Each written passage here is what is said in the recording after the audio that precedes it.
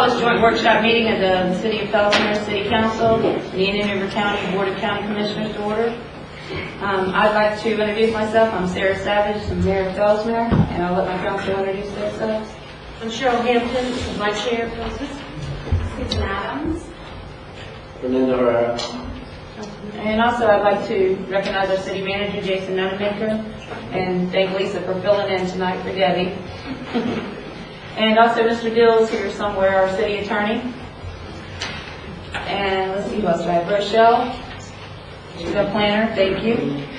And Kenny Hampton, he's our recreation director. Scott Nelson, our police chief. And our good Joel is always here for us.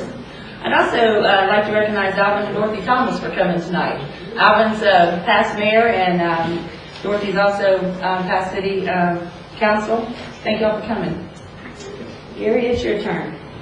Jerry Wheeler, and I'm chairman, and I'll let commissioners introduce themselves. Sandra Bell, vice chairman. Peter O'Brien. Wesley Davis. Joe Fletcher. Will Collins, County Attorney. Joe Baird, County Administrator. I'd like to introduce some of the staff we have. I see Bob Keating came from someplace.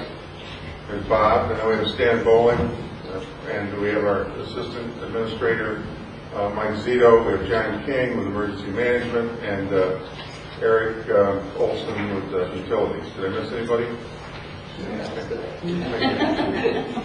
Well, I'll stand for the Pledge of Allegiance, please. I pledge allegiance to the flag of the United States of America and to the republic for which it stands, one nation, under God, indivisible, with liberty and justice for all. Please remain standing for the invocation. Joel, could you just yell, please? Please do. Let's pray. Heavenly Father, we come to you again thanking you for the many blessings that you have bestowed upon our great county and on our municipalities. We thank you for the opportunity to gather with our county commissioners and our city officials. We ask that you be with us and guide us through this meeting, give them wisdom and patience, and help us to make this a fruitful and productive meeting. We ask that you be with us and that all things that we say and do here would be acceptable in your sight. These things we ask in Jesus' name. Amen. Amen. Please be seated.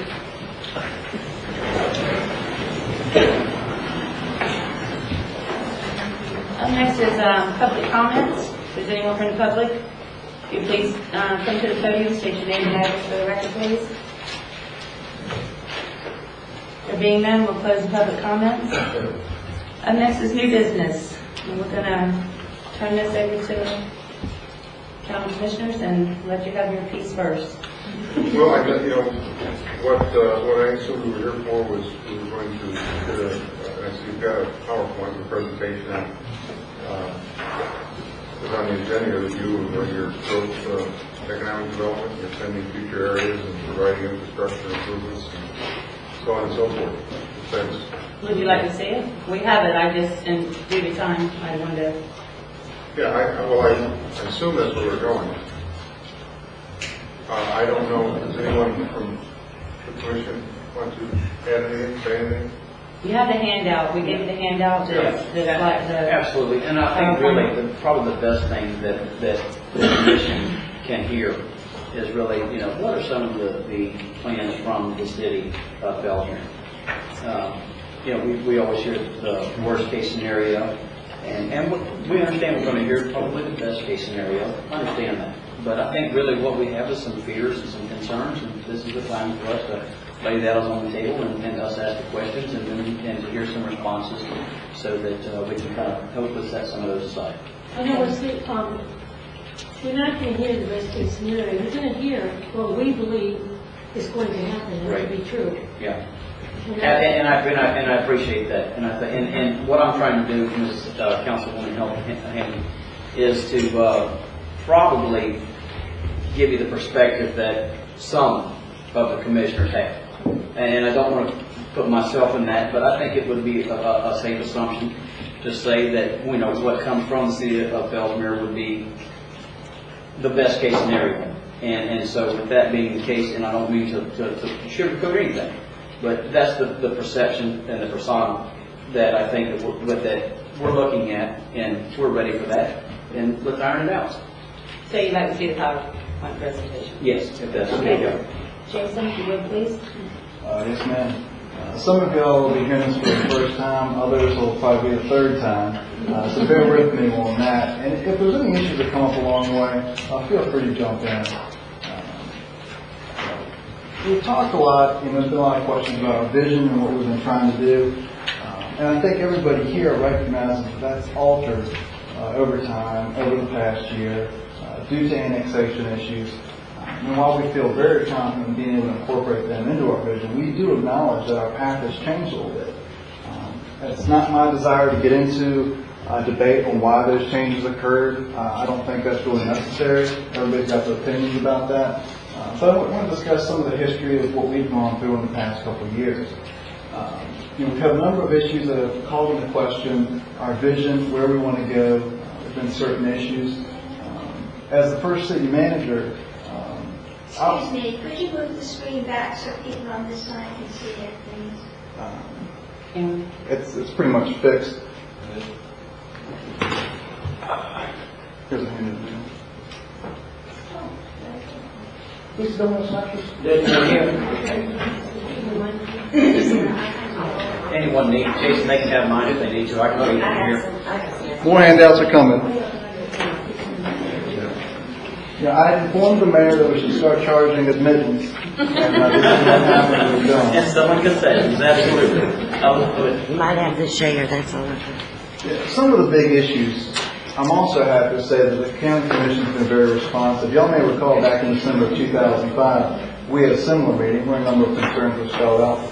Probably one of the biggest issues was the transfer station, which we were referred to as the dome. There's a lot of progress that's being made on. But a couple of things that stand out are the issues we went through with code enforcement, the issues we went through with the implementation of the community redevelopment area. That brought out a lot of community concerns about gentrification, displacement, things like that. So we were able to get through a lot of those hurdles and at the same time develop a common vision of what we appreciate about the city of Fellsmere, what we need, opportunities for recreation, for job opportunities, for education opportunities. So with that, we developed a course of action. We developed an annexation program to control the 4 quadrants of the interstate. It was a very modest approach at the time. It's been successful for us. We feel it will continue to be successful for us. And again, that has altered. We stressed in our governmental cooperation. Hey, buddy. One of the things, even though there are points of disagreement, we tried to highlight the areas of cooperation. We try to maintain open dialogue, communication, and that's something we'll continue to do. And here's kind of a summary on where we are. As a demographic profile, 2005, we're obviously a very diverse community, 70% Hispanic, average age about 30. Now that's interesting in and of itself because it is completely apart from the whole of Indian River County. I think the average age for the county as a whole is about 47 or so. You get to Barrier Island, you have about 20 years for that. And that's not, I don't say that disparagingly, it's a difference. It's a difference in goals, it's a difference in future aspirations, if you will. Education gap. And we do have some issues there that we want to try to bridge. But again, that's not unique to this city. It may be more severe here, but that's a county-wide issue. Average household income, per capita income, it's a little bit misleading because it has to do with the larger family sizes we have. Again, we don't have as much diversity as we'd like to see in our job sectors, and that's something we're addressing through annexation and development. Average travel time to work, that's another telling feature, 28 minutes. One of the things we're really focusing on is a live, work, and play atmosphere. We've had some trip capture. Median housing value. Obviously that's rising, although in this current market, who knows. Getting to vision and mission, I'd like to read this one section, because I think it says a lot about the city. Fellsmere is a friendly, safe, and historic community. While remaining true to our historic past, we are creating a future filled with opportunity and success for all. And it's really, it encompasses what we're all about here. It's a very open community. There's a sincere interest in historic preservation. That's part of the reason why we're restoring the old school, and we're going to be moving the City Hall there at the co-location of the Boys and Girls Club. It's going to be an exciting opportunity. And we want to bring up the entire community. We're trying not to leave anybody behind. And one of the big reasons for the implementation of the CRA is to bring up existing businesses with new businesses. And so our mission, what is our mission? Again, protect and honor our historic architecture and buildings. Create a healthy, diverse local economy, not dependent solely on agriculture. And I stress that, not dependent solely on agriculture. Invest public funds into projects which improve our economic, cultural, and social quality of life. Promote the city and CRA to receive a fair share of the tourism economy. Enhance, and that's one of the things that we're happy to say we're partnering with the county on, the FCT grant that y'all graciously approved for a partnership on. Enhance the major corridors of the city while promoting and protecting our natural resources. Encourage private investment for positive growth and development. And add to the social, cultural, and economic amenities of our city. So how are we going to do this? Well, hopefully through economic development and sustainable growth. We created a community redevelopment area some time ago. We did that, again, as I said, to help lift up the community, to capture some of this new taxable value. And I say that with some amount of concern, as y'all are well aware of the current situation in the legislature, what will ultimately become of CRAs is as much in jeopardy as some other issues. I want to promote new development. We don't view development as a four-letter word. Promote and capture ecotourism. We absolutely want to capture the amenities that are in this area. And again, create a mix of housing opportunities. And I would say this city is going above and beyond on the affordable housing front. Through Sunrise Villas, through Whispering Pines, through Habitat for Humanity. So we have to step it up in other directions. So when we talk about creating a diverse housing mix, we're also talking about attainable housing and higher income housing. When we talk about smart growth, what are we saying? We're talking about new land development regulations, which we feel are very sophisticated, regional employment activity centers, concentrating on infill and redevelopment. We're looking at the traditional neighborhood design, the villages concept, which we're in the process of implementing. This area depicts our CRA. The area in pink running down 512 up Broadway, including the Paul Carter James subdivision. I think this shows both our proactivity at addressing some of the issues in the city, but also our regional responsibility. When we did this, we could have met the statutory guidelines for implementation and probably included the whole city. That probably would not have sat well with y'all. I know the county administrator would have had some concerns about that, and we didn't do it. We were regionally responsible in that regard. This shows the different uses that are contained within that area, and I point out that only represents about 10% of the existing acreage at the time. These are the prior city limits up until about 2000. New developments, I touched on these, Sunrise Villas, Whispering Pines. Again, these are our sub-market housing, subsidized housing. Mesa Park was a well-known attraction at the time, but it didn't make it. Small commercial structures. So what do we want? What do we need? We want something, larger scale. Like I said, we want to address employment opportunities, education opportunities, recreation opportunities. This gives you a brief summary of the annexation history dating back to 1986. And as you can see, we've progressed over time. Most recently in 2006, with a little over 500 acres. I won't get into all of this, but it's a summary of the proposed annexations and our land use summaries, but that's for your perusal. Now we'll talk about the current annexations in progress, and we'll get to everybody's favorite map. The existing city limits. Here's the Bannack 40. This is what we're looking at for commercial industrial opportunities off North Myrtle. We've been working with the county on designating North Myrtle as a truck route. What we're trying to do as part of this annexation is develop funding from this development to provide for that. These are the Anson properties. 2 annexations, one 300 acres on the north side, the other one's about 2,500 acres on the southeast side. And I would point out this area.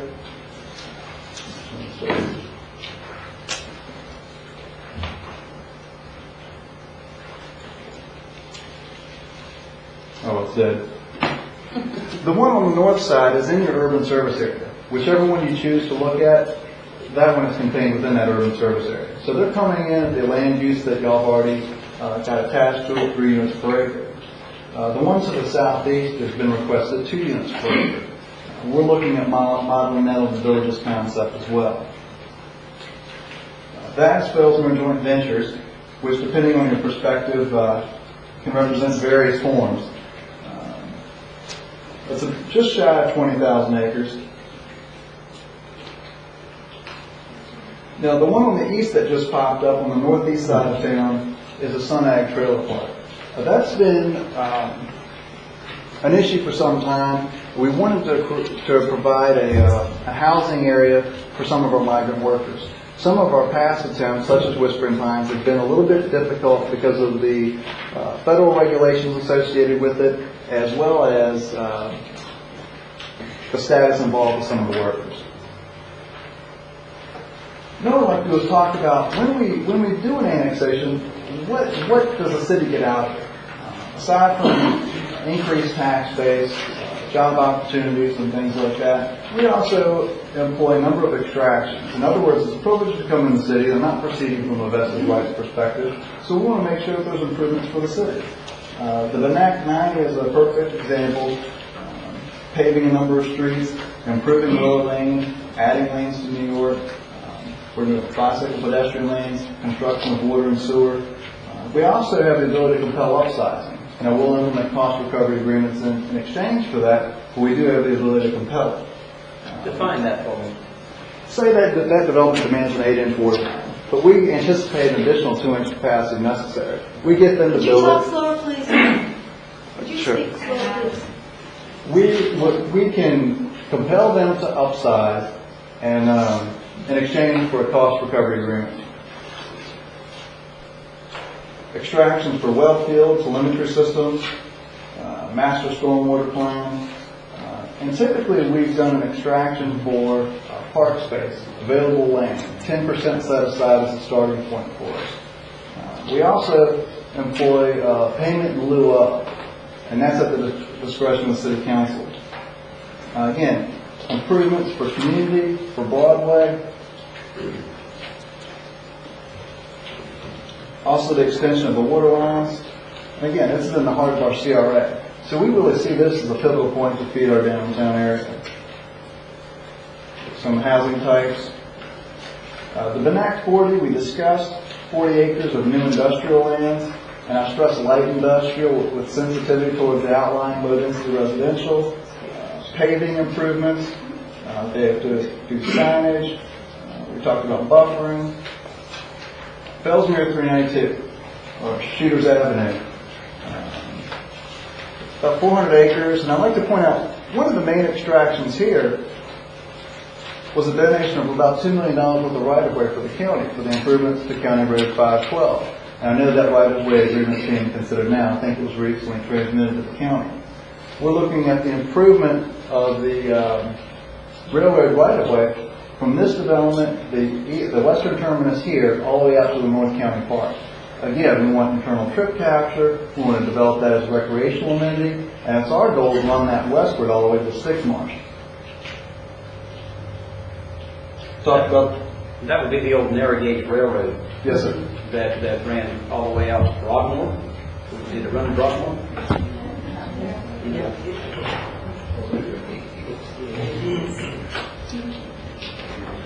So again, with the water and sewer lines, they've made dedications for utility areas.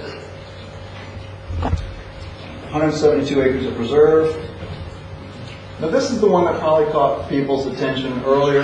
This is the Anson 3480. They set aside 140 acres for public area. We're going to wind up with about 400 acres of net commercial industrial out of this development at a minimum. And that compares to about 100 acres gross that was previously under the county's urban service area. Their density is predicated upon their infrastructure improvements and the expansion of 512. They have to provide water and sewer plant if capacity is not available at the time of construction. They assisted in funding comp plan rewrites, LDR rewrites. About over half the site is preservation. And you can see here, the wetland preservation plan is quite extensive. The Anson 300, we touched on previously, 3 units per acre, consistent with the county land use plan. Again, responsible for water and sewer, roadway extensions, any connectivity issues, sidewalks, set-asides for recreation areas for payment in lieu of. The Garofalo piece, residential management, is located on the west side, just east of Park Lateral.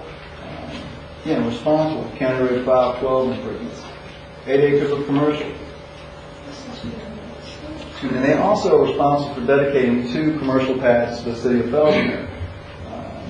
That's 70 acres of residential, 320 residential units, and we extracted 16 affordable units, which is what was our first effort at more of a attainable housing versus subsidized housing.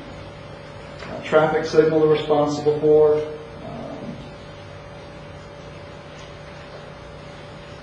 The Anson 2560, development limited to 2 units per acre. This annexation unit is being worked out as we speak, same with Fellsmere Joint Venture. It is our goal to incorporate the same aspects of each and consolidate their implementation.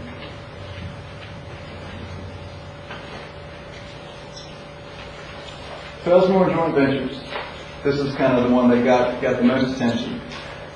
It's a little over 18,000 acres. We're looking to utilize the village's concept.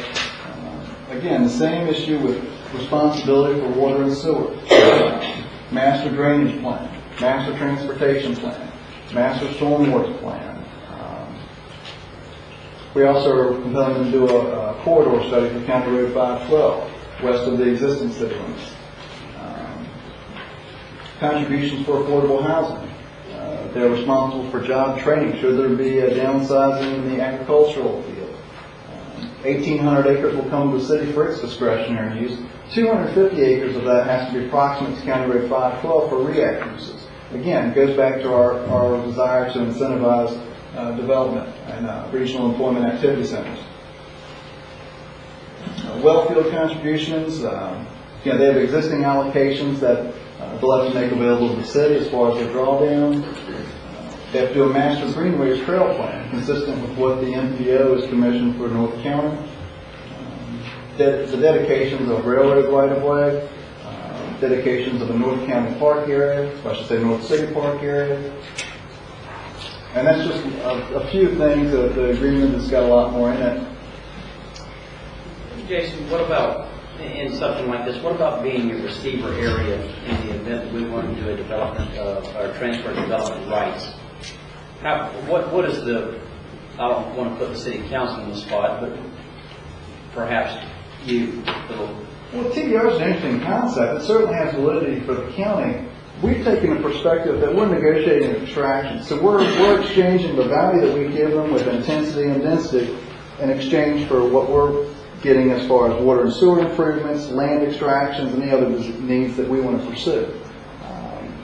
So I'm not sure how a TDR would fit here. It may fit the county's purposes when they're trying to shift allocations among county property, but for the city, we do our negotiations site-specific. And I guess really what I'm asking, probably more poignant then, is could we have the possibility of the city of Fellsmere being on the receiving end of some of the county's transfer of development rights? Well, when we've already been in the process of extracting $40 million of property from them, the property owner is not going to be paying for those rights to develop from the county. What we've encouraged is that, let's say, the county has the same ability, I believe, to extract in exchange for extension of the urban service area. And the example I always use there is the Corrigan Ranch. You got 1,300 acres there that's very sensitive to people because it's very environmentally significant. Y'all have the authority to negotiate for that in exchange for some intensity, commercial, industrial on the south side, whatever y'all see fit, just as we're doing here. TDRs, it just seems like a cumbersome way to deal with it. We like to go site-specific because every different property has different opportunities. And so we like to custom tailor each application to meet our needs. And I understand what you're saying, but I guess really more poignant, my question would simply be that would the city of Fellsmere be interested in being the receiver of some of the development rights in the event that we want to take some of those away in the unincorporated area of Indian County? Not to add it as a layer as far as what you're trying to do, but in the event that you had an area where you could take perhaps more than 2 units per acre, or the 3 units per acre that you're talking about, if we could have an opportunity for somebody to step forward with the Adams Ranch proposal, Right. and to be able to say, okay, because of the quality of this wetlands and the quality of this property, we decided that we want to take and put this aside in conservation, and take these units and put them somewhere where they may be welcome. I see what you're saying, and an additional density on top of what we've already negotiated? Yes. I think that's a possibility. It's certainly be subject to county. And I understand that, and I wouldn't want to paint you into a box on that. I understand that was ultimately the approval. As long as it doesn't take away from the value we've already exchanged. Right. And if you're talking about, let's say we've got a 2 unit per acre deal, and it winds up being a 4 unit per acre deal, all contingent upon council's approval, that's something that could be worked out. This is the map that got a lot of people excited. Maybe for the gesture it represents, the thumbs up sign. What we were trying to do here was demonstrate what could be. After it was discussed that we have all these lands that are inevitably coming into the city of Fellsmere, we wanted to give areas of negotiation. Also, it's important to note, a number of property owners were coming to the city of Fellsmere in somewhat of a panic. And good, bad, or otherwise, it was what it was, and we wanted to include them in our dialogue with the county. This is not a statement of intent as far as inevitability. There is room for other cities, there is room for the county. It's by no means said that the city will go beyond those red areas. But I will say that the council is committed to moving forward with Fellsmere joint ventures, to moving forward with ROED. The areas in green called out are just points of discussion. And that's what we'll take up in the ISBA. That's what we've already started. The 163 and a local that y'all passed the other day, that's something that will give a temporary stand down while we pursue a fuller agreement. The city of Sebastian had expressed reservation based on the fact that they felt that we were staking our ultimate claim here.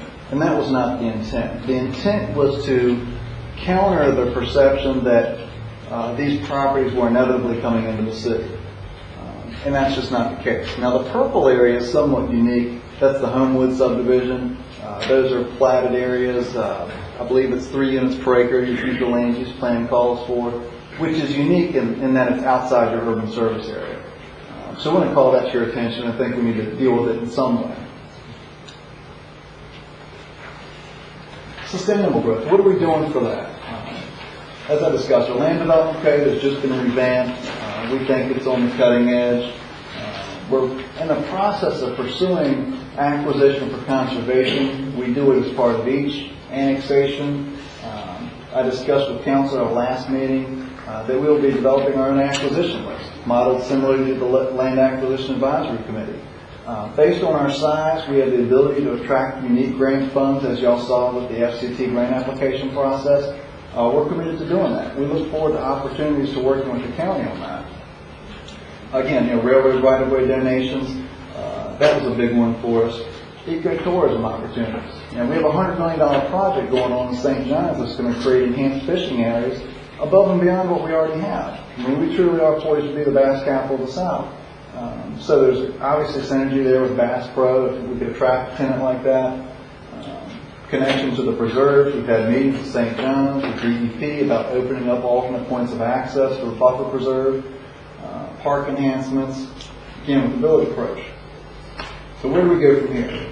Well, we've done the 163, or we will be doing it. We've considered it, y'all have adopted it, the city of Vero Beach has adopted it. I think the city of Sebastian is considering it tonight.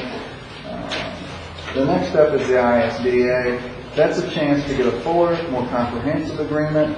I think it eliminates some of the confusion. With that, I thank y'all. I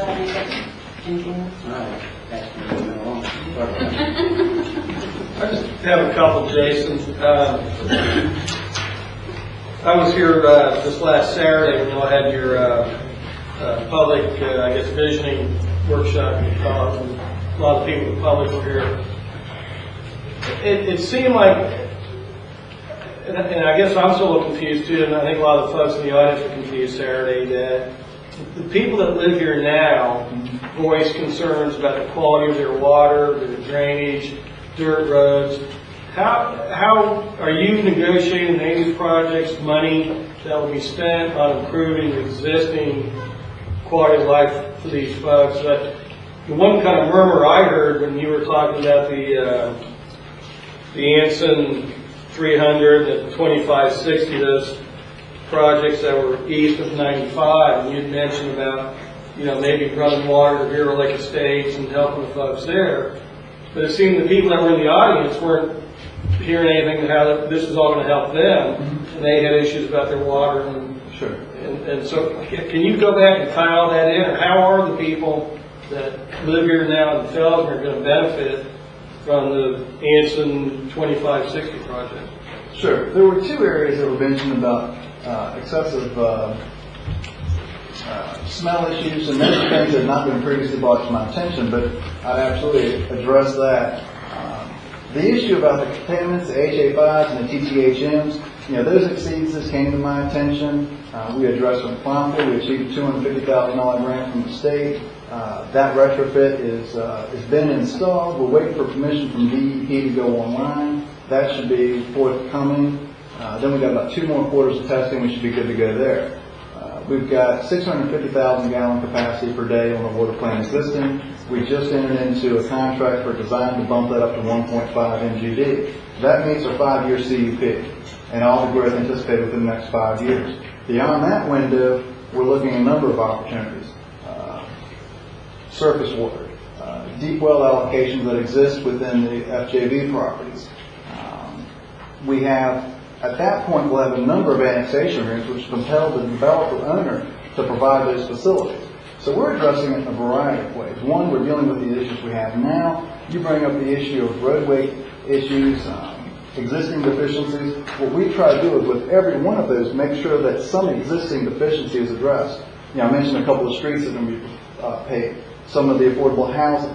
Part of the FJV annexation that we're working on is a credit for affordable housing for upgrading existing structures in the city of Fellsmere. Our approach is comprehensive in that we want to lift the entire city up. We're not just going to service new development. Everything's got to be related back to the city. It's a comprehensive approach. I hope that answers your question. Well, when you say that the developer is going to do the water and sewage, again, is this going to be tapped into your existing system, or are they going to bring in a new water source? Well, that's why I was referring to the current on FJVs, which we take that as an example, Fellsmere Joint Ventures. Their existing allocation is about 15 to 16 MGD. That's more than sufficient to service that environment. And bear in mind, in the background of that, agricultural draws about 83% of the water in this county. So yeah, we definitely feel like we'll be able to get that. We're also going to have opportunities for surface water with the 54 and maybe other areas. I'm not as excited about that because it's a volatile water source. You never know from a given time, what that's going to contain with regard to runoff and whatnot, but it's certainly an opportunity we're willing to explore. We're open to interlocal cooperation. We've had discussions with Palm Bay. We'll explore their capacity and how we might have a symbiotic relation with them. We've discussed with your county staff in the past about how we could work together. I think they had concerns about their own capacity, so I'm not sure on the water side how that'll work.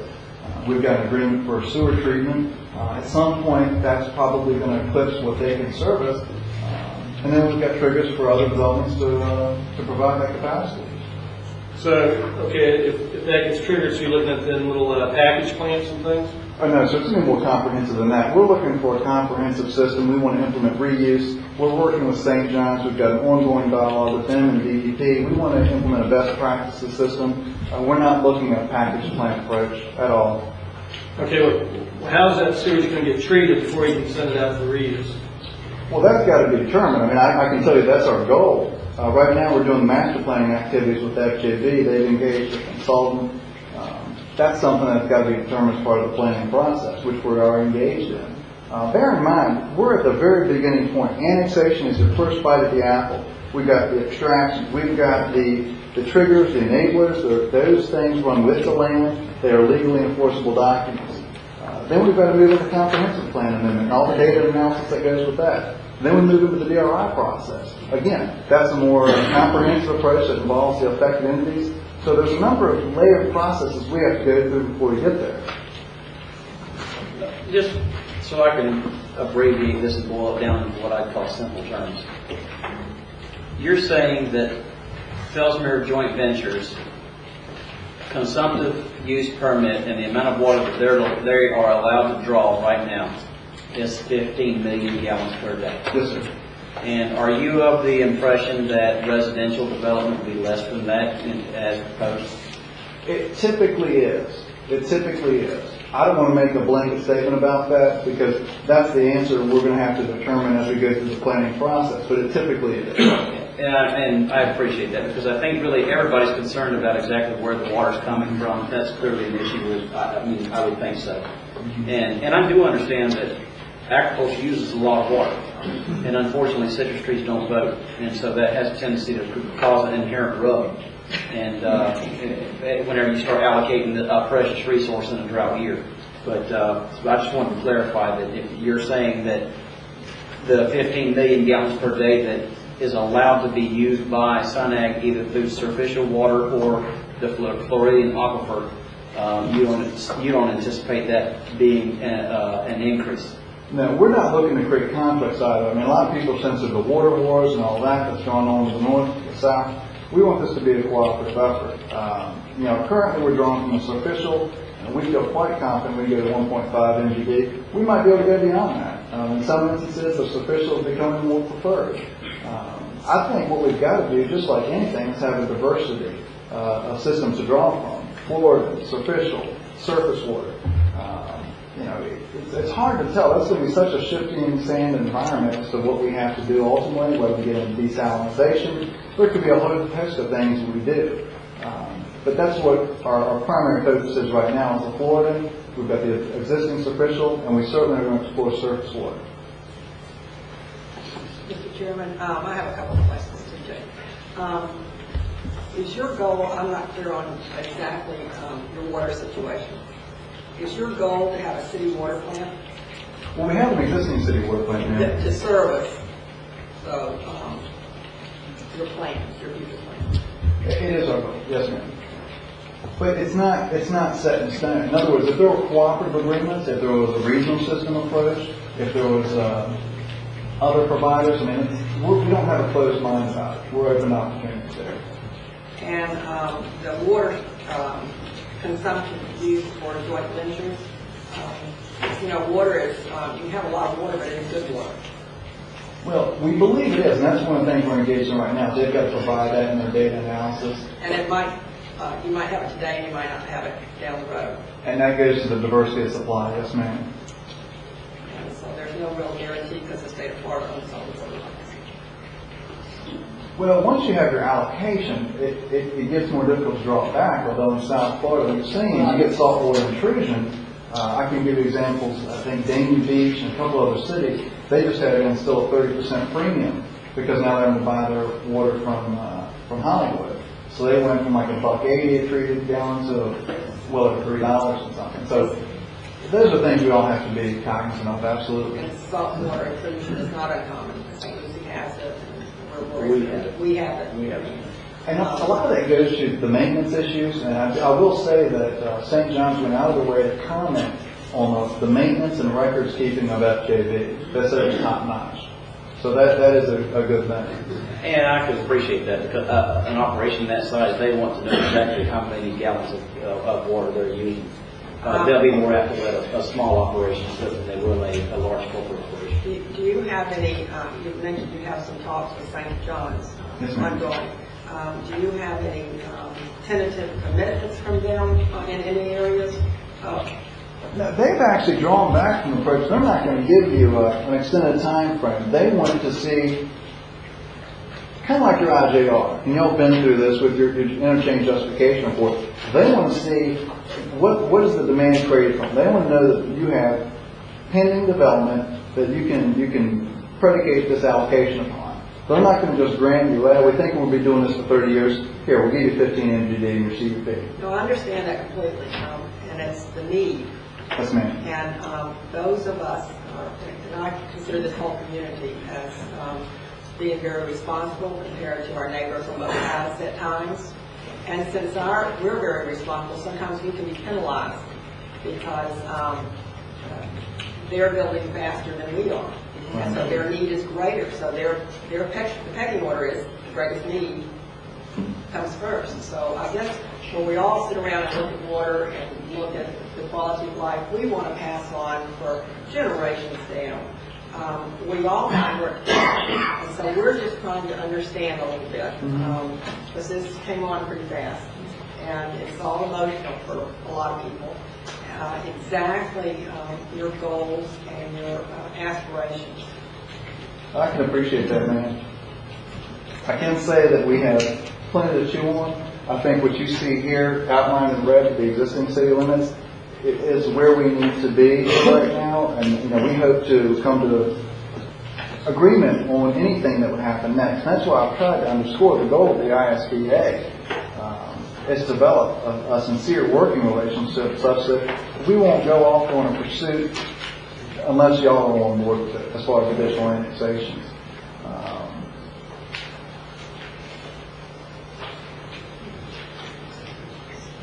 Yeah.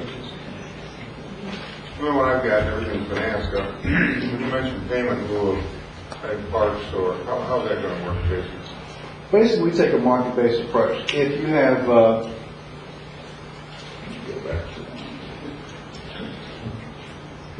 let's take this one. I'll take these two because they're different. We have different needs. One, I would say, the extraction, say it's 10% off the top. It's at the discretion of council whether we'll allow payment in lieu of. On the 300 acres to the north, those 30 acres might not be seen as that critical. I'm just saying, suppose it's not that critical.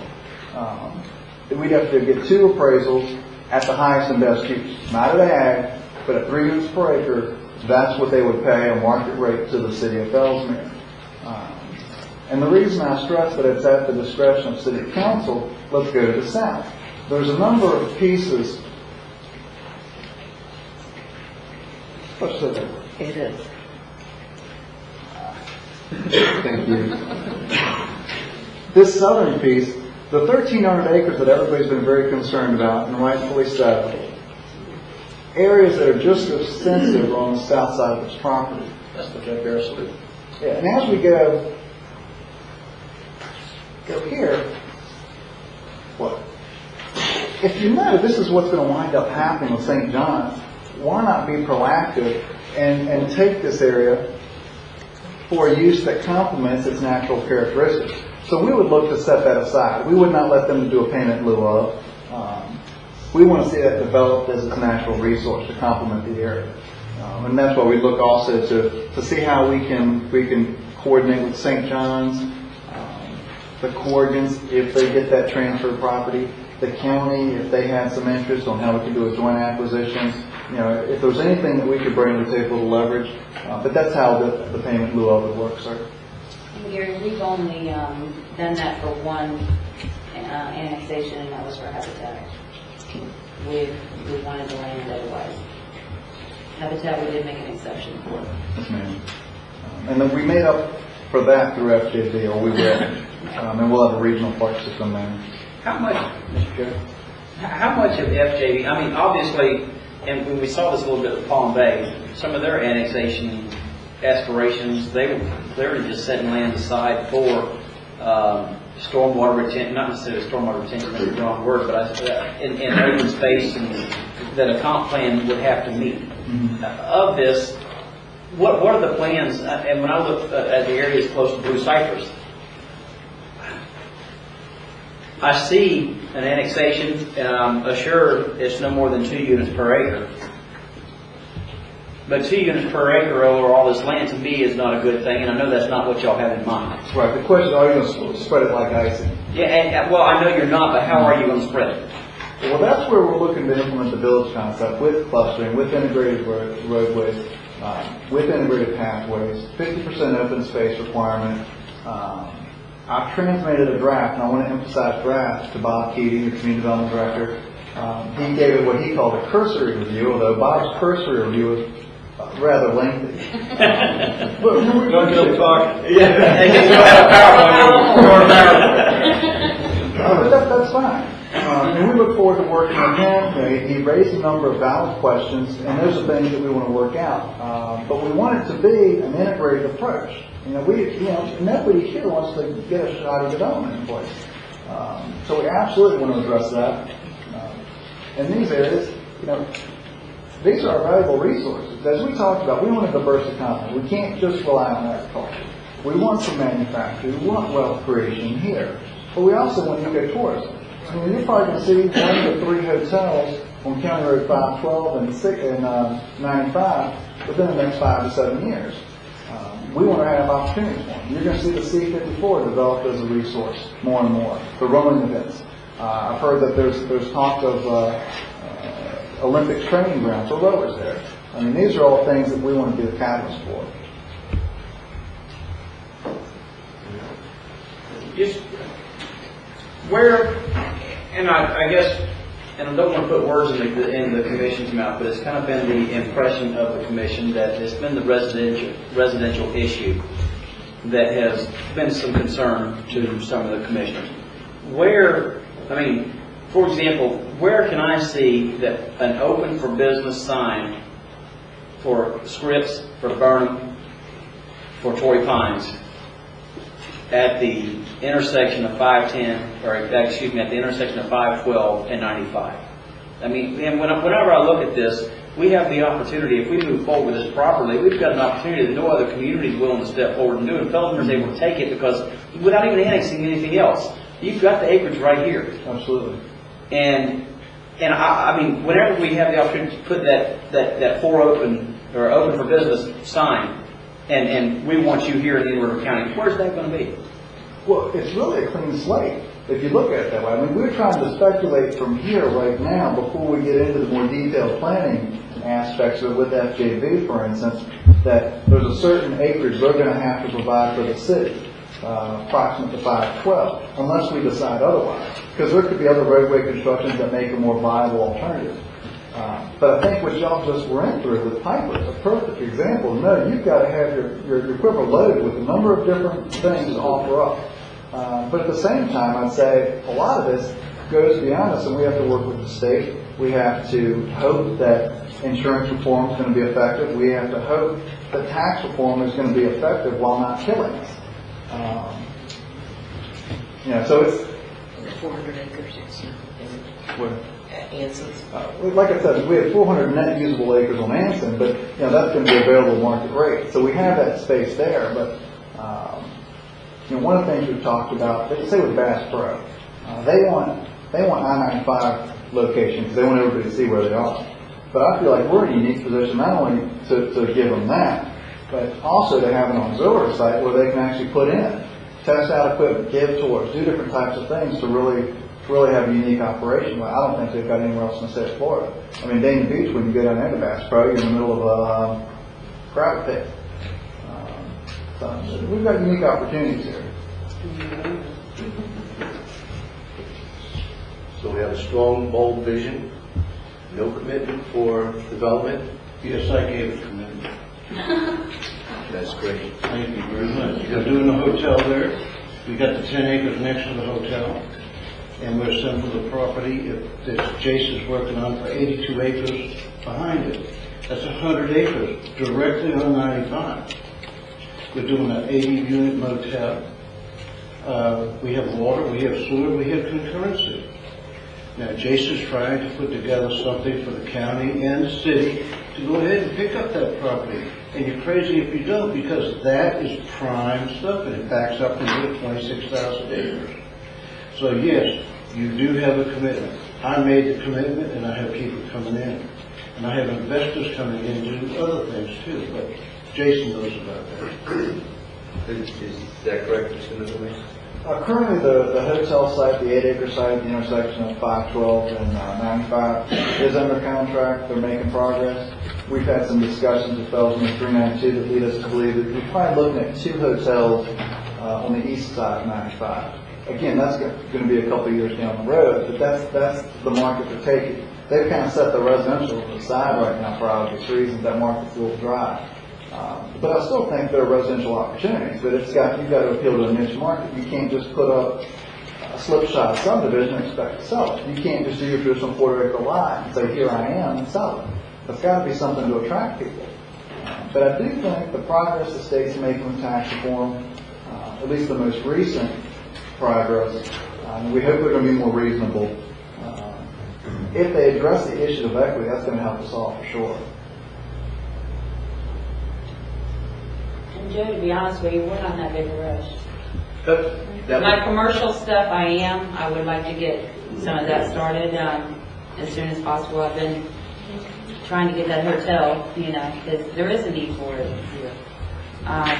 We get a lot of fishermen that come out here. Go to Stick Marsh, go to Farm 13, and there is a need for that. And we don't have anything here, and it's too hard to send them to Sebastian, where it's at. So we send them down to Bureau at 95, because it's easier. It's right there. It's right off the interstate, and we do have a need for it. We're not that big a rush on the residential.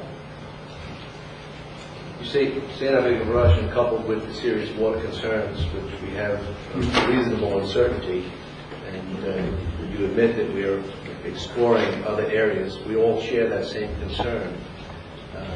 But looking at the timeline, the big picture, what is your vision of this grand plan to take hold, take root, and be well established? I'd say it's going to take probably 2 years before I can more accurately answer your question as far as timing, because the planning process that we're going to have to go through. What I can say is that we're building in triggers specifically into these agreements that delay some of these developments. 5 years for residential in FJB at all. 40% is required to be held in agriculture for 10 years. We don't want this thing to turn overnight. I don't even think it would. But a lot of that, then once we get those plans formalized, the market's going to be a big driver there. But we want to be in a position to harness whatever different market force comes our way.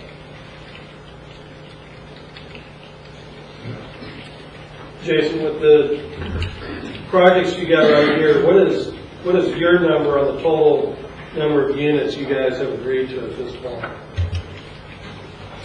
Actually, I'd have to get back to on that because I don't have a total number for FJB yet.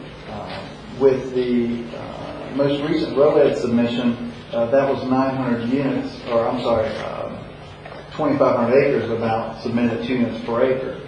So that could be potentially 5,000 units.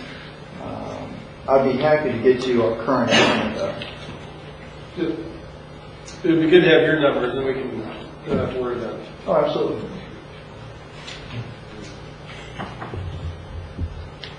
Anything else?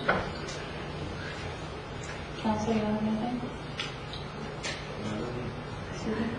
Just one question. And I want to thank you guys for coming out to see us. We appreciate that and look forward to continued talks in this direction.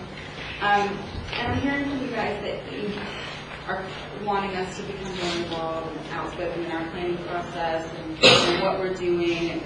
So there's a level of comfort there. And we're actively working on that for you. My question is, in regards to our appointment to the Treasure Coast Regional Planning Council, that would be a great help. And can we get that done since everybody else has been appointed there? No, we held that off. It was on the last agenda. We're waiting to hear from Save, I believe. Councilman Abel, and he had relayed to me that he had contacted all the municipalities to work out a plan, and then with agreement they were going to come back, and we're waiting for that to happen. I haven't heard anything back from him. What is that plan? I haven't heard of that plan. Well, this is the information I have. A letter from him dated April 17th, and his plan would be to have Sebastian as a main seat, Felsner as their alternate, Bureau as a main seat, and Union Shores as their alternate. And then in a letter that we had sent to you guys, dated April 23rd, which is after his letter, we stated that we wanted to have our appointment done, not go with that plan based on the county's rotation schedule, which we have for 2007 and 2008. And here we are in the 5th month of 2007, and we still have to. And that letter Susan's referring to, the first letter, we were not copied on. I just happened to get a copy of it. It was not sent to us. So I just happened to get a copy of it about a week and a half ago when I went to Bureau's meeting. Does that ultimate responsibility lie with us? Yes. The appointments, or that one? Okay. I guess if I could interject here, I feel like probably the prudent thing to do in this instance would be to have a large North County representative at the same year you have a small South County representative, or at the same time, and then alternate back and forth. And the reason why I say that is it would give us a good opportunity for us to have either Sebastian and Felsmere and maybe work into that rotation the town of Orchid. And then you have Vero, Indian River Shores, and I guess it's only yeah, that's 5 of fast. Thank you. But basically, to do some kind of a rotation there, and I really do see this, commissioners, if I could, it's Felsmer's turn according to the agreement that we have ironed out. And anything short of that would be changing the rules on them in the middle of the spring. And I'm kind of in an awkward situation here simply because I represent. Well, no, I represent everybody, but my district is all of Felsmer and north of Sebastian. And so I'm almost like taking from one to give to the other, but I think that it was considered for Sebastian to have a permanent seat, and that was back whenever Sebastian was having relatively aggressive annexation issues that they needed to be a part of the regional planning approach. I think now it's almost incumbent upon us to see to it that Felsmer has that opportunity, but I'm not willing to give Felsmer ultimate rights to that seat. And I don't think that they're asking for that. No, and I want to be that clear. You're not yet. And I think that really we need to do some kind of a rotation in that instance, and I think we need to move forward and allow them the opportunity to be able to sit in that capacity at this time. The situation, I don't know if we've got the ability to change permanent seats, and I believe Sebastian is a permanent seat. We have one seat that floats, and that would float between the other municipalities. And my understanding was it's been a while since I talked to Councilman Abel, months ago, in fact, and he's on there, he's representing our region. It was months, in fact, I think it started when Art Newberg was still chairman, when all this started. And we were waiting until after the elections in March to find out who was going to do anything. We brought up the last meeting, and Saban called me prior to that meeting and was going to be getting a hold of all the individuals to come back with a final situation.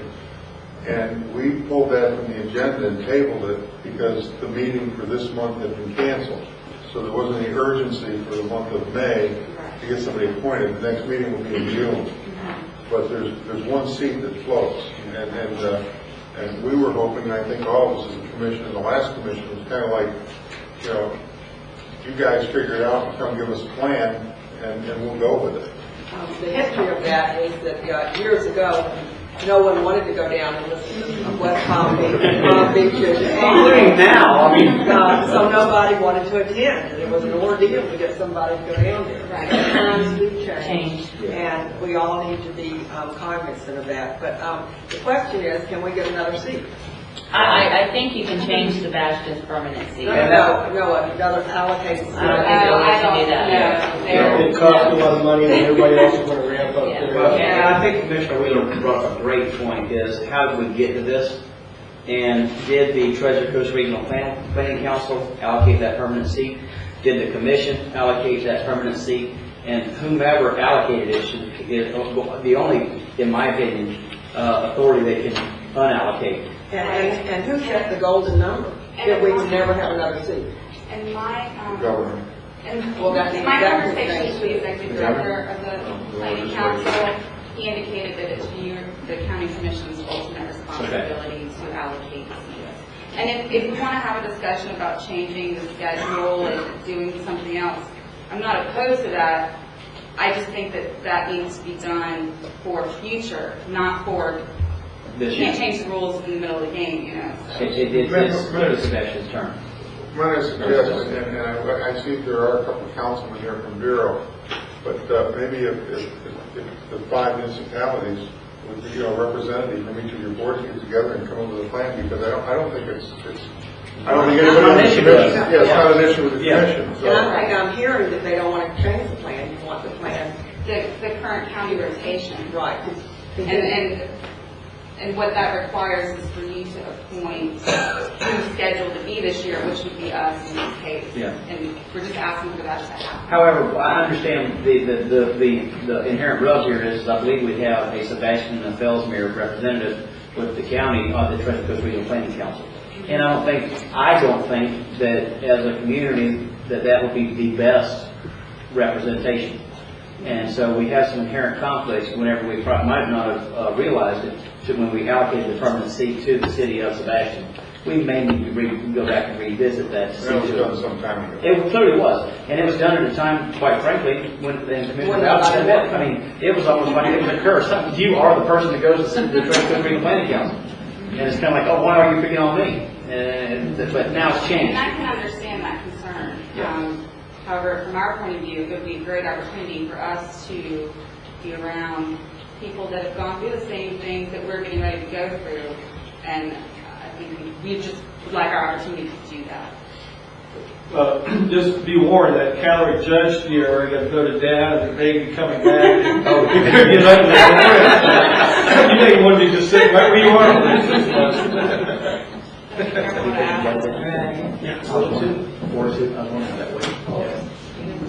I think the next meeting is going to be June 20.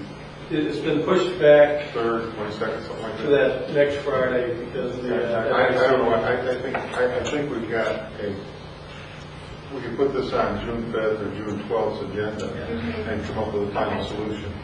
I just try to be cooperative with everybody. Right, and I understand that. And if we could have the time to get it resolved before their next meeting, so whoever is there can be there. Yeah, and not only that, just to be able to allocate the time in somebody's calendar. I mean, if you don't do it now for me, you're not going to do it. So. And Susan, you're certainly welcome to come down with this if this doesn't get resolved. I definitely understand that. I know anybody can count on Just as long as it's a secret handshake kind of right. Don't even listen to that. Your book doesn't carry a lot of weight there. Well, and I know, but I think we just like our community to be at the table like everybody else. And that's understandable. That really is. I agree with that. Anything else? No, I just want to thank you for coming out here, and I hope in the future we can work together more closely and put the concerns, the issues, something that's a big concern like today, the 18,000 acres. I hope we head in the right directions, because tomorrow, we don't actually know what we're going to be doing at the end, but they're going to become a big spotlight. In the past, Fellsmere was just put aside for many, many years. But now Fellsmere is in a big spotlight. Well, I'd like to thank you all for hosting this, inviting us up. And, I know too, there has been disagreement and about some of this, particularly with Amy. And I can tell you that dealing with Jason has been a privilege. He does a good job. He represents you well, and maybe better than I like. He's a quick learner. Comes to all of our meetings today.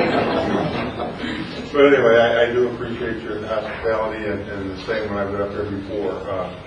I've always been treated courteously and professionally, and I appreciate that from all of you. And it's nice to be able to get together and iron our differences out without, in the old days, we had this fight in some county and city meetings. I also want to thank you for all the help you've done in the past too. County has done a lot for us too. And we want to thank you for all the help too. Thank you. We're really good.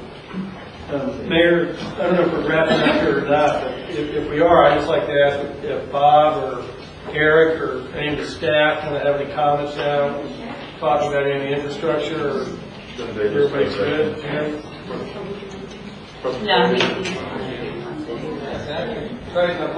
Jason, one question.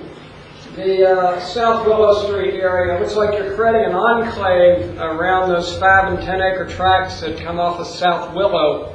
Would the city be open to an interlocal agreement for you to serve that with road maintenance, water, sewer, if you do create an enclave in the middle there? One, we're not going to create an enclave, but two, absolutely. One of the things that we'd like to do with the ISBA, and probably Leslie is most familiar with this, and I know, Jim, you are, because we've gone on some field trips to try to look at those issues. We're open to that. And one of the things we've talked about before is how can we formalize that process where there may be some economy of us service in the area, similar to 101st Place, 100 Lane. So we're open to those types of discussions, absolutely. Eric? Just kind of re-emphasize, I think, what Jason said. We have worked with Fells here and Jason in terms of utilities. One of the things that I would like to recommend, we are making some changes. In fact, in process, probably beginning in fall, we'll be putting more water lines through Bureau Lakes Estates. Some of those things are going to link into what you're doing in terms of the 300 acres, so we want to be kind of preparing for that.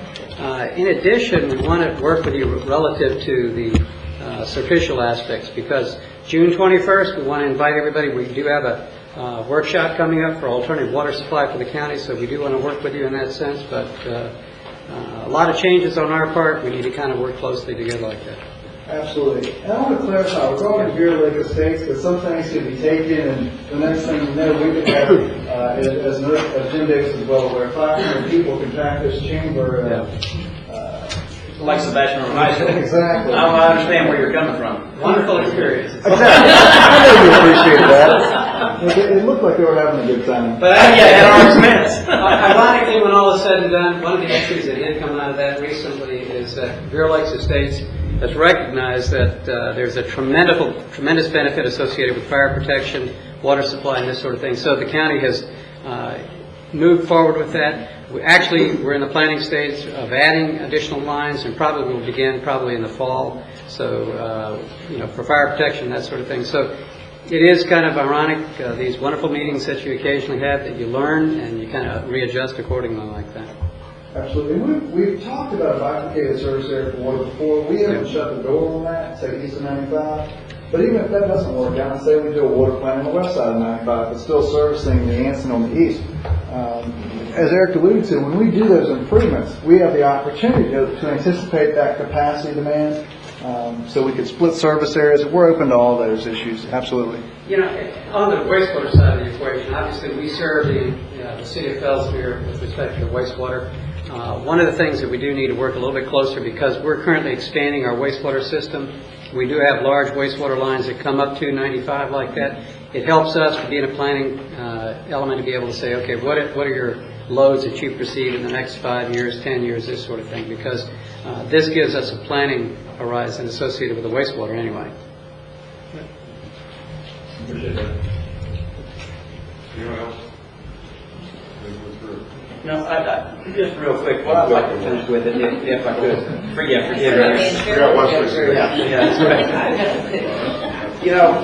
Everybody's had the opportunity to look at this area on a map as far as exactly what we're talking about. And I think, quite frankly, that it would be very beneficial for this council, or this commission, to actually set boots on some of the dirt roads in downtown Fellsmere, as well as take some extensive tours of the marsh and some of the areas to the south of Bureau Lake Estates. And Commissioners, what I'm proposing is I had some opportunity to speak with the Sebastian River Area Chamber of Commerce, and I really think that we ought to have probably a good day-long workshop tour to see exactly what we're talking about whenever we start talking about what we're going to do in the future, what the city of Fellsmere is trying to take advantage of, and what issues that they're trying to solve. And I think it's very important whenever you drive in here, and you look north on County Road 512, you see some multifamily unit developments, and they're full. and they're full because of a demand. And quite frankly, I don't mean in a bad way, but you tell me where else in this community that something like that would even be welcome. Well, in this county, you mean? That's what I mean. You say community, Well, so. and I say community from east of 95. Indian River Boulevard, exactly, and it's welcome. I remember the flag. Thank you, Commissioner. You were on the city council whenever that. There's a lot of flags. That's right. But they're talking about putting some Habitat for Humanity, and they're talking about some exceptions for it.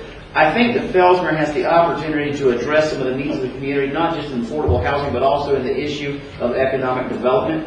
And I think for us to have the opportunity as a commission, I will lean forward with the charge, and we'll put a tour together.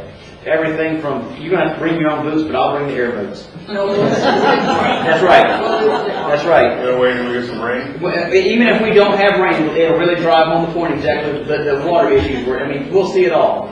And I was going to do this with Councilman Save Abel, and I was looking at doing that somewhere in June. But with such a large venue and a large capacity here, I really think it'd behoove all of us to step forward and do this. And sometime before the end of July, we'll do this.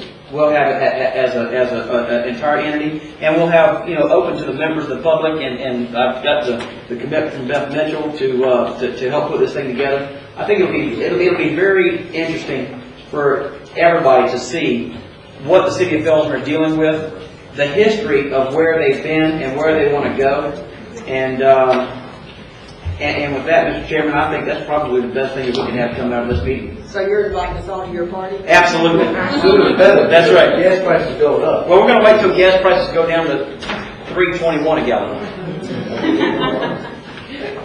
All right. Donna, did you want to? Yes, I have a question, Mr. President. Yes, ma'am. This is a very exciting time for the city of Fellsmere. It's a very nervous time for a lot of people, too. And if this 20,000 acres was inside the unincorporated urban service area, I'd be just as nervous as if they're outside there in the city of Fellsmere. So my concern, and I'd like to know what your vision is on how you think your roadway system is going to work. We have 95 cutting the county in half, so we've got east-west roadway problems. We've got canals, we've got north-south roadway problems. And we have one road going into Fellsmere and one road going out, 512. And so what is your vision for your road system, and what is your vision for your regulations for concurrency? Well, the first answer is easier. We do want to open up a good system. We do want to open up those corridors. We do want to create alternate routes. Obviously, we've got to develop something in addition to 512. We can't have that singular point of access. We've talked, I remember when I first got here, I mentioned about cutting down to 60 and having a parallel route to 95. That wasn't received very well. Those are things we need to think about, but those are things that we can only achieve if we all work together. Now, we have achieved, I think, an economy of scale where the city is going to be able to do that. We have requirements in our annexation agreements, whether it's an IJR, the dedication of the right-of-way for an interchange, an overpass. Those are part and parcel of our annexation agreements. So we are laying the foundation. And I mentioned FJB has to do a master traffic plan. That's not just for FJB. That's for the whole city. And it's got to integrate all those networks. So I can't tell you what it's going to look like at the end of the day, but I can tell you that we're going to plan it. So it's going to be from a holistic perspective. We welcome the county's input. I know the P&Z board at the county is very active. You're certainly welcome to attend our meetings and share your input. But we are not proposing to create bottlenecks. We're not interested in creating some of the things that have happened in the past. We do want to address that. On the concurrency, I think one of the issues that's come up that was identified in the responding resolution from the county was to see if we couldn't develop a county-wide mechanism for that.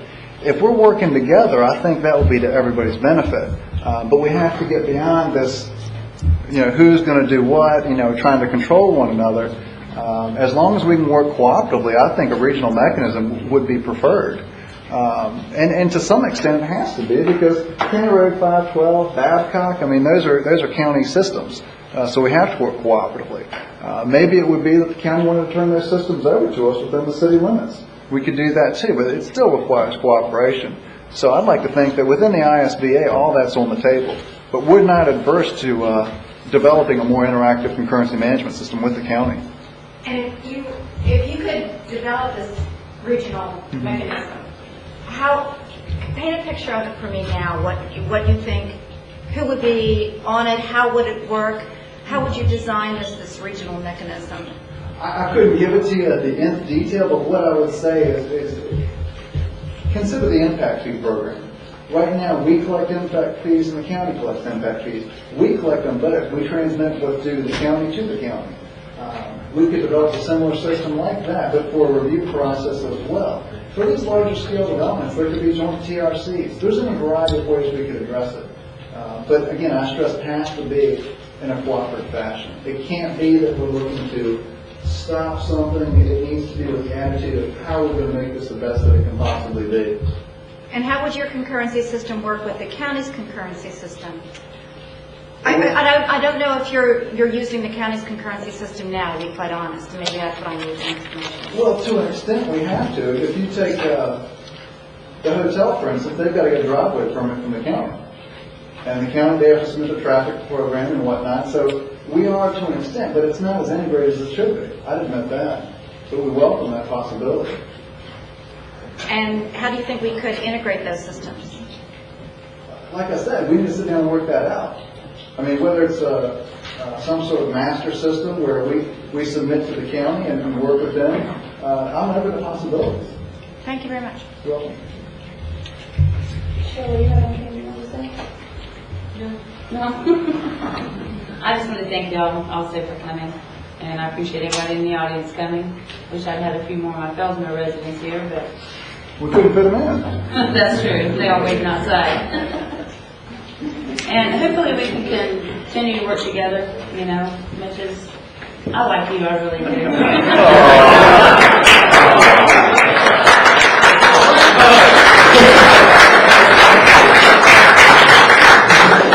have our disagreements, I know, but I think we do pretty good. And I think we do need to continue more of these, so people can talk and everybody can air their concerns. My biggest problem I've always had is we've been left out here in the boonies, you know, and it's worked for us to a point, but also too, we have to plan for the future of our kids, and in my case, my grandkids, you know, and I think that's what we're trying to do, you know, because we don't like a lot of traffic either, you know, that's why we try to stay out here so we don't have to go everywhere else, and I think we can do that. So that's it. Said, yes, sir? I'd just like to make a comment. I made it at the county commission a couple of weeks ago, but I think Fellsmere should be commended for what they're doing. And I want to tell you why. Monday morning, Gary Wheeler and I, with another gentleman, had breakfast. The president of Torrey Pines is living in Indian River County, is going to live in Indian River County. They're going to do satellite facilities other than the facilities in tradition. The gentleman we were with said, why don't you bring them to Indian River County? He said, with everything that's going on, I would be afraid to. Did he say this, Gary? He said, the city of Vero Beach is fighting, 2 and 3. Nothing's being built in Indian River County. Piper's perhaps leaving. The Dodgers are leaving. I said to Save Abel a few weeks ago that the perception around the state and the country is that this is a dead, Indian River County is dead. And I feel that anything that's positive, and I've told each one of you, anything that's positive, and right now the only thing that's positive going on in Indian River County is Fellsmere, in my opinion, and you should be commended. And thank you. Thank you.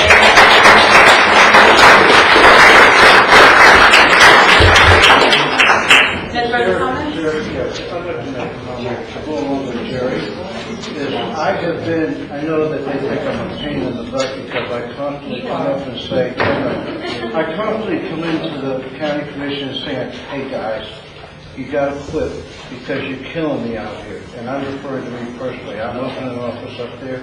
We've got the motel going. I've got another 90 acres. You've got people back there, sitting back there, like Sid Benak. He's trying to redevelop some property. You've got people that's willing to come in and invest money in the Fellsmere. But when they see this scare tactics that out there, it shouldn't be, okay?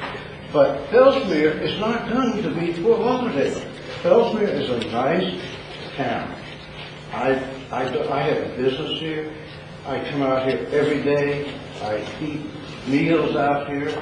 We have a shopping center out here. We do that. But there are people that love Fellsmere. And when they read in the newspaper, like the Press Journal does, which incidentally, if you remember last time I mentioned about they put the wrong date, they did it again. They said this meeting tonight was at May 7th. So that was Lamar's stance. But anyhow, to get back to it, there's a lot of history here. I mean, a ton of history, and there's a lot of things happening. And Jason has been the leader, but we also have a lot of people in here. Dorothy over there and her husband that's been here for years and years and years. And I've been out here walking the streets with you, have I not? And I backed you 100% over there at this subdivision where they had problems with the whole house floating away because the sewer was so bad. But we've gone, and we've grown, and we've grown, and we've grown. And now, as someone said, we're in the spotlight. But we've been in the spotlight before, and now we're on the growth pattern. And thanks to these people here, they have the foresight to act. And they're not trying to say, hey, we got 200 people in Fellsmere and they're going to control the moorings. We got to take that away, and we got to make it into something that we're joining hands and saying, hey, those people are just as nice as Sebastian, just as nice as Vero Beach. If not, Atlantic's all the way to York Junction. No, I'm teasing about that, but anyhow, that's all I have to say. But I'm glad to see you all here because I had mentioned in the past, and it's really refreshing to see. And I'll stop getting my impatient. That being it, meeting adjourned.